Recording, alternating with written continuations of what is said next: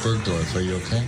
You look very sick. No, I'm not okay because I just had a horrible flashback, a horrible memory.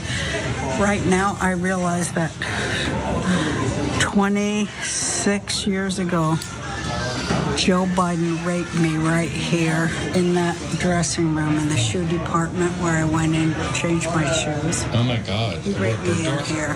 Joe Biden. He raped me right here in the shoe department at Bergdorf Goodman. Are you okay? No, I'm not. I need to sue. I need to sue.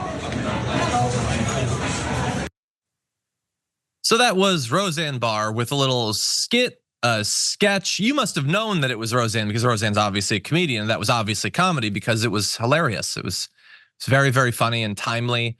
The joke being that you know how like Donald Trump raped E. Jean Carroll right where she was and was found guilty of sexual abuse and guilty of defamation, had to pay her over $83 million. You know that thing that actually happened? What if it was Biden instead? I mean, it's not. They don't have any crimes like that. But what if it was? Wouldn't that be funny? And what if we could mock the decades-long trauma of E. Jean Carroll to make that point? Wouldn't that be funny? She's asking because she doesn't know. She has no idea and has not known for 20, 30 years what's actually funny. But she's still trying, to her discredit. And apparently it's her son, I guess, who's filming her or something. That's a fun family experience. Mocking the survivor of sexual abuse and defamation from one of the most powerful people in the world. That's fun, Sharon. What do you think? Yeah, it's hilarious. She has not been funny. I didn't particularly care for her that much, but the national anthem stunt, the mooning stunt, okay, it's what we expect. And I'm not saying we don't expect this from Roseanne, but the fact that, look, she's a woman, okay? And the fact that her son perhaps is the one that is filming this and they just think it's just so cute and they're just giddy about it. It actually breaks my heart. It breaks my heart a little bit because what E. Jean Carroll went through is real, John. It is real. And as a woman, I know it's real. I don't have to have been raped to know it's real, okay? You're a man, you know that these things happen and they never go away. And so I don't know why she would do this, except she's had questionable judgment for some time now. Just keep it at it's just not funny. And perhaps that could break through a little bit, this tough exterior that she has.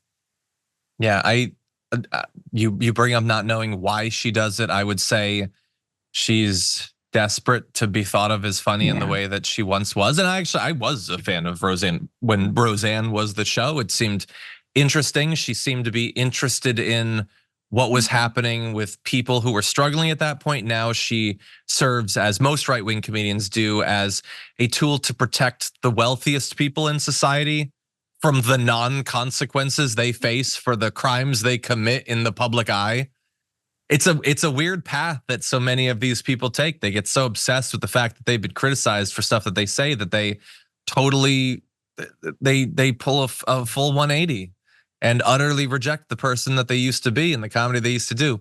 Somebody responded, "You're a horrible person for this vileness. Sexual assault is not a comedy skit." And she responded, "I would never insult a sexual assault victim. I was talking about E. Jean Carroll." You see, she's not even doing the thing. I don't think that she has the wherewithal mentally to do the thing where you're like, we can't say for sure if it happened. She's sure it didn't happen. It couldn't happen because Trump. This guy who seems like if anyone could be said to have crafted for themselves a brand, a mystique of, yeah, maybe I like him, but I can sort of see where he would have done something like that. He's done that for decades. And despite that, Roseanne is ready to line up on the other side. And I have to imagine, granted, Roseanne's a special case. The state of what's in her skull seems questionable at best. But if I was one of these massive hardcore misogynists, like those who worship the patriarchy more than anything, who hated that we had, like the Me Too movement and all that, how much they must delight in people like Roseanne and others willing to do their dirty work for them in baselessly asserting that everyone, regardless of how much contemporaneous evidence you have, is obviously lying if you are challenging a powerful man when you tell your story. It is hard. It is difficult. It's why so many people don't report what happened, because it is so difficult to prove something, because very rarely there is no evidence, no physical evidence. But even in the cases where there is, they tar and feather the people as a warning to the rest to not speak up. And it's sickening to see it. And to see it being pushed under the not particularly effective guise of comedy is even worse. Any final points before we move on? Yeah, I just, there comes a point where some of these comedians who fall out of favor or are less relevant want to actually not be cutting edge or biting. And looking back, I guess I was a fan way back then when the show was #1 and taught us some things, or at least was thought provoking. But there comes a time when people like Roseanne really just want to hurt us. They want to lash out and hurt. And I suspect it could be because they're hurting in some way, don't know which way, but it just sucks. It just really sucks. Yeah, it feels that way. I feel the same.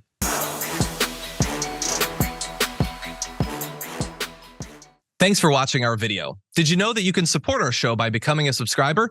Just click the subscribe button and also ring the bell so that you get notifications when we're live or when we post new content.